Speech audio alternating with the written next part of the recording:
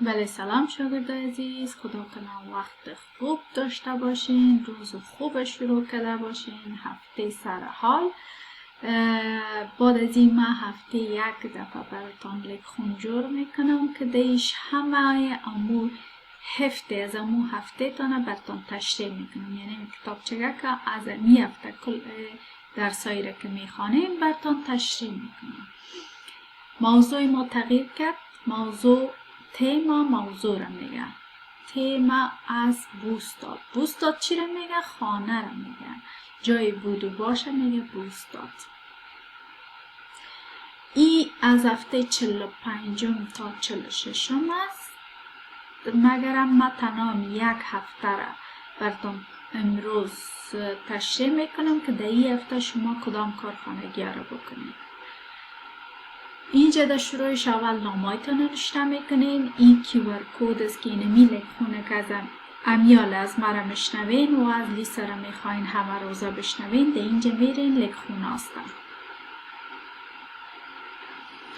این چیز یک تمرین است که شما باید همه روزه کار کنین.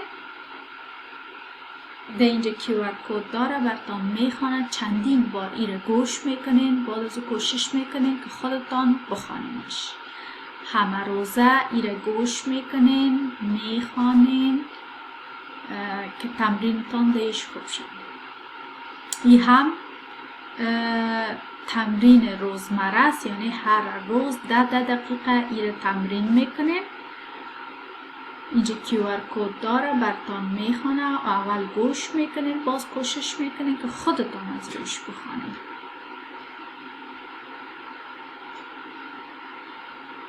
این هم کارخانگی است که هر روز باید تکرار کنید. چی گفته؟ گفته کلیپ اوت بیلدرنا och öva. میگه این میاره قیچی کنین دانه دانه. در یک طرفش تصویر است و در طرف دیگهش نوشته است که چی میگه دستی میدونی. در یک طرف تصویر است و در طرف دیگه نوشته است که چی میگه دستی میدونی. قیچی میکنین، در یک جای سر دست نگاه میکنین، یا در دستکولتان یا در جیبتان. هر دقیقه در جایی که بودین یک دفعه میکشین، هم تو زود تکرارش میکنین. این هم روی دیگه از امو صفحه است که قیچی میشه. تقریبا 2 صفحه است. این همیشه نزدیکتان نوشته باشه. کارخانگی اصلیتان از دوشنبه 2 نوامبر از اینجا شروع میشه. مونداگ 2 نوامبر. گفته لیسنا varje dag. گفته گوش کنین هر روز برزیا. چی از اوردلیسته؟ لیسته از لغتا از هفته 45. میبینیم که لغتا چی است؟ ان ویلا یک خانه را میگن روی زمین. ات رادهوس خانه پولو را میگه که دیوالایشان با هم شریک باشه، او را میگه ات رادهوس. این تrädgård یک باغچه را میگه یا حولی. این lägenhet آپارتمان. این گورد هم اولی خورترک میگه که مربوط به خانه میشه یا ویلا. وار بردو کجا زندگی میکنی تو. Vilken våning bor du på? کدام منزل زندگی میکنی تو؟ کدام منزل؟ Vilken کدام våning منزل زندگی میکنی تو بالایش. på بالا مانا میتن. این trappa یک زینه. یک زینه مقصدش یک زینه قسمی نیست، یعنی یک زینه اتوریست. این trappa یعنی تقریبا یک منزل ورمیه. En våning یک منزل. En hus یک toalett. En tvättstuga. tvättstuga اونو اتاق که دیش کالا شسته میشه، اکثرا در آپارتمان ها می باشه. در کجاش؟ در شلریش. شلری کجا را میگه؟ شلری تاکاوا میگه. tvättstuga گفتم اتاقی که دیش کالا را میشوین و شلری هم تاکل. En dör یک تا دروازه. Ett fönster یک تا کلکین. Vad kostar din lägenhet? چقدر قیمت داره lägenhet یا آپارتمان تو؟ En hyra کرا یک کرا. بیتاله پرداخت کردن. کستر قیمت داشتن. Hur stor är din lägenhet? چقدر کلان است آپارتمانتون؟ Ett rum یک اتاق.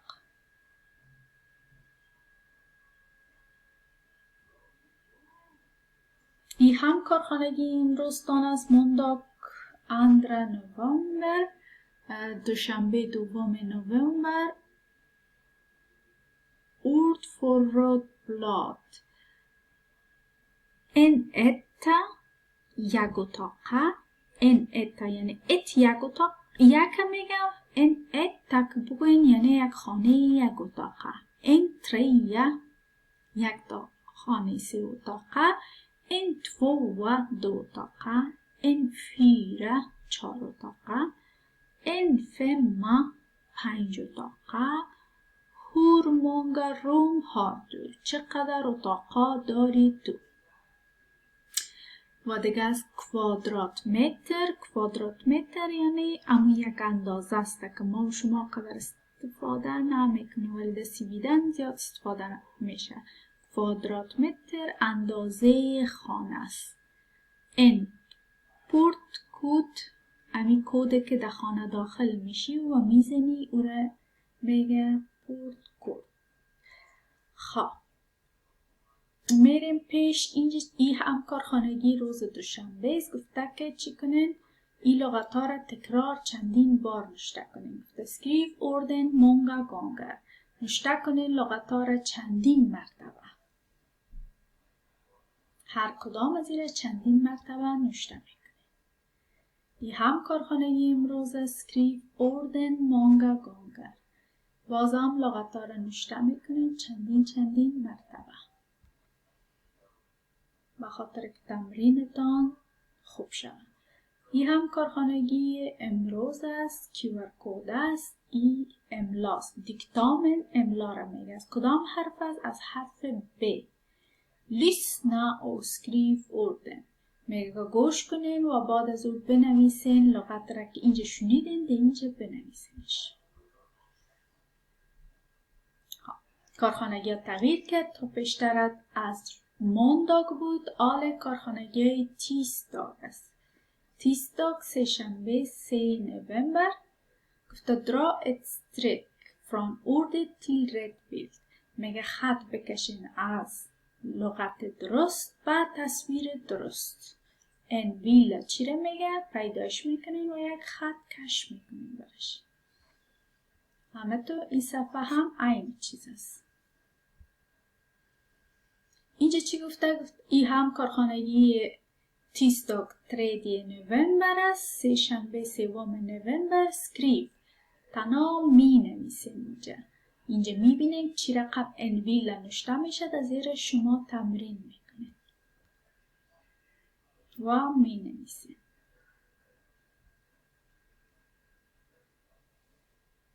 اینجا چی گپ است؟ این هم کارخانگی امروز است. 3 نوامبر. و گفته لیسنا و کلاس. گوش کنین بعد از او بنویسین. حتما کیور کود اینجا داره. کیور کودش میزنین چندین بار ایره گوش میکنین. بعد از او خودتان میخوانش. این هم کارخانگی امروز است. تیسداگ 3 نوامبر 3 نوامبر. چی است؟ دیکتامن است. کیور کود داره. گفته لیسنا و سکریو اردن. گوش کنین یعنی از اینجا گوش کنین و در این قسمت نوشتش کنین.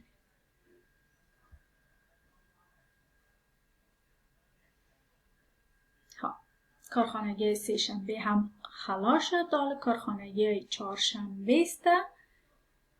4 نوامبر. ord vecka 45. و اینجا لغت هایی است که مربوط به هفته 45 میشن. Titta på bilden och boka för det rätta svaret.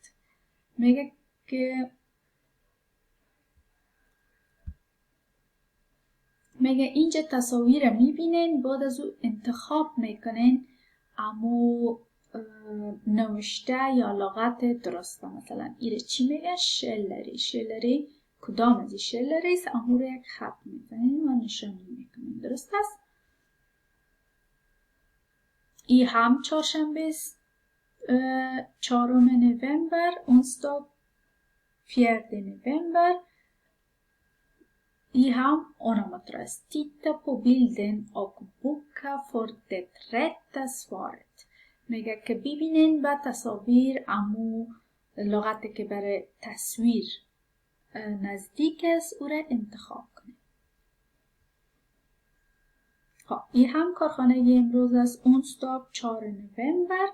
QR کد داره. یک دانه تکست است درباره کی؟ لیساس بوستاد. درباره خانه جای بود و باش لیسا. ایره گوش میکنین، بعد از او شما سوالا را جواب میدین. گفته که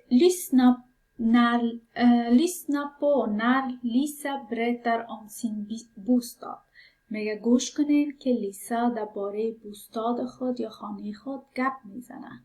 lyssna många gånger و گوش بدین چندین مرتبه. berätta om Lisas bostad. بعد از او خودتان تشریح کنین که لیسا چی رقم یک جای بود و باش داره. درست است؟ خب میاییم باز پیشتر. این هم کارخانگی روز چهارشنبه 4 نوامبر است. لیساس بوستاد. باز گفته برتا. گفته که درباره خانه لیسا تشریح کنین. اینجا خود خانه لیساس. لیساس بوستاد. این خانه لیساس. ایناله لیسا در چی رقم یک جای زندگی میکنه؟ بیلاست، راتحوس است، لگنهت است. باغ داره نداره؟ باغچه. شلری داره نداره؟ کرایش چقدر است؟ در کجا است؟ در کدام منزل است؟ این چیزایش باید تشریح کنید.